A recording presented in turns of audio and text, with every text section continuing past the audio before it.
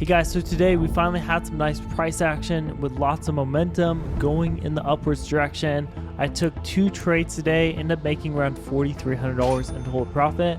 And these were both trading my 2 favorite setups. I'm gonna be going over exactly how those work. So hopefully you guys can get some value from this video and apply it to your own trading. With that being said, let's go and roll the replay from that first trade I took this morning, and then we'll go and recap the trades.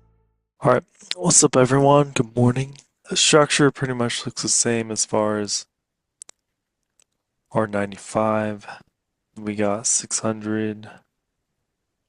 Then it goes up to 605 now. So if we don't end up pulling back, we don't really have any good flow ones until 604.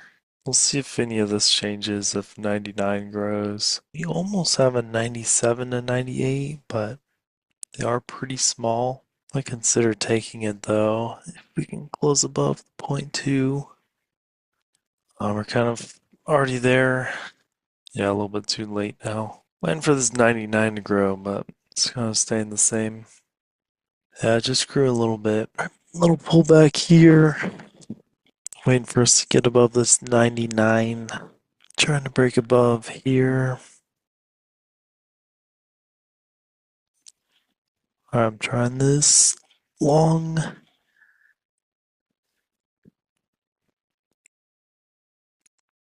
Stop is just below the CMA, basically.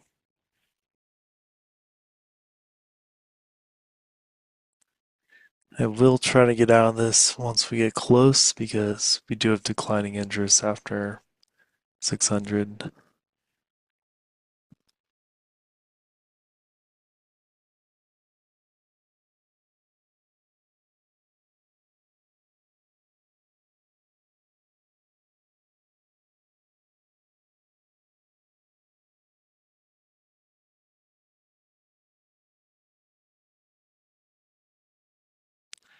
Alright, I have to get out here. So, just a little scalp trade.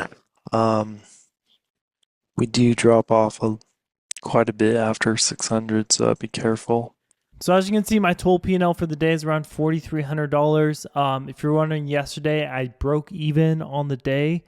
So this week I should be up around, I'd say 8,000 or so. But the first 2 weeks of November were pretty hard for me. So I'm up around 9,200 on the week. First 2 weeks of November for me were a little bit rough, lost some money. So I'm still down around just under $4,000 on the month still. So getting close to that break-even point on the month. Luckily, this week is going a lot better for me. So anyways, as you saw, I only took one of the trades live. The other trade I took later on in the day. I actually went back to sleep after that first trade because I'm still a little sick. But anyways, going over the first trade, this is my second trade I took. We'll talk about this. This is the other setup I love to trade. And this first trade was one of my setups. It's a more of a momentum or acceleration setup is what I like to call it.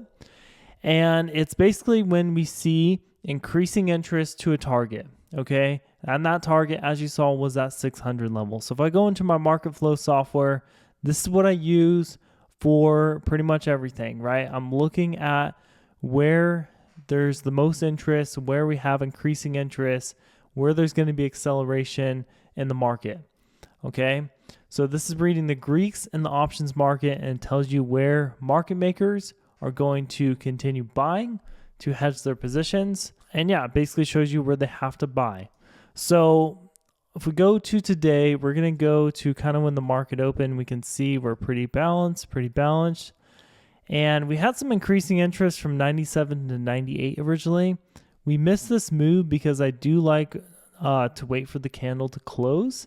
And you can see when we originally closed above 97, we basically closed at like 97.44. And it was just too late to enter. The risk reward would have been less than 1. So kind of missed that move. And then a few minutes later, we got up to this 7:41. So that's 9:41 Eastern time. And we had some increasing interest from 99 to 600.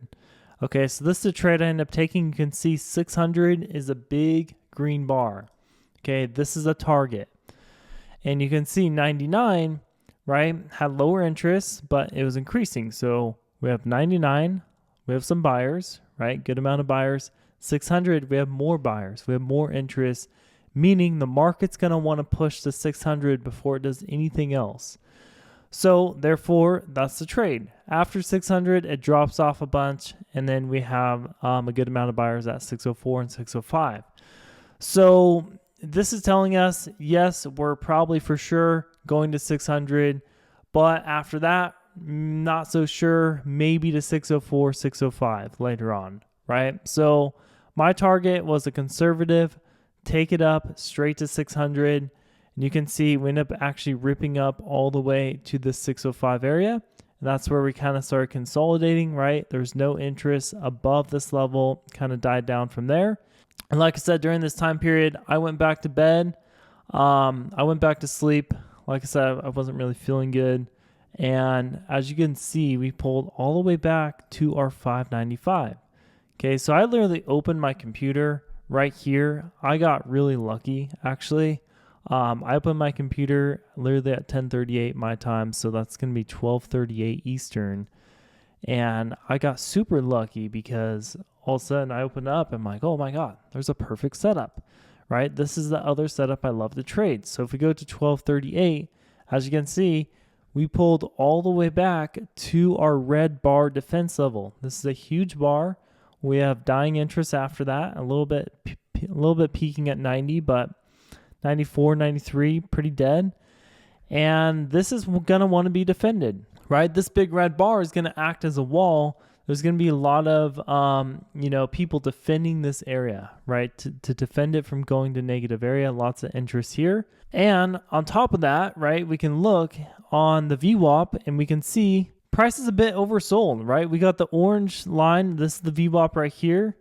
We're way below it. Price is going to want to come back into this fair value, right? So this is kind of a little bit of a reversion play where we combine a big red defense wall combined with a reversion that, hey, listen, we should probably get back in this VWAP range. This is more of the fair value area. There's a good chance we're going to revert back to it, especially with this red bar as a confirmation that this level will get defended, right? So I already took a trade for the day, but I decided to take another one. The way I actually enter these is I use an indicator called WVF, and I'm looking for volatility compression. This shows expansion where these green bars kind of start growing. So you can see green bars were growing. And then as soon as we hit the level and we get a bullish candle where the bar decreases, that's where I enter the position. So you can see this candle right here, the bar got smaller, right, than this one. And it was a bullish candle. I entered my position right here. You put your stop on the lows. Then I basically just went for this first deviation level. Now, a lot of times my target will be VWAP for this. There's a good chance we will pull there.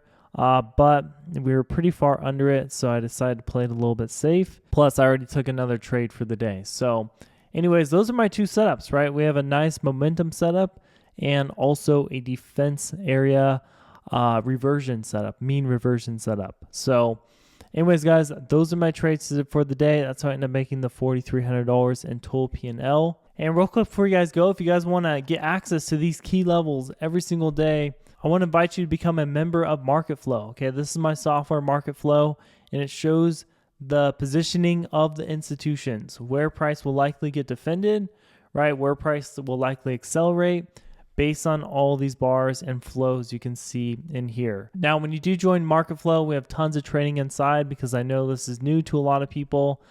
So I work with all my clients. You'll be able to trade with us every single day. You'll get access to the MaretkFlow platform.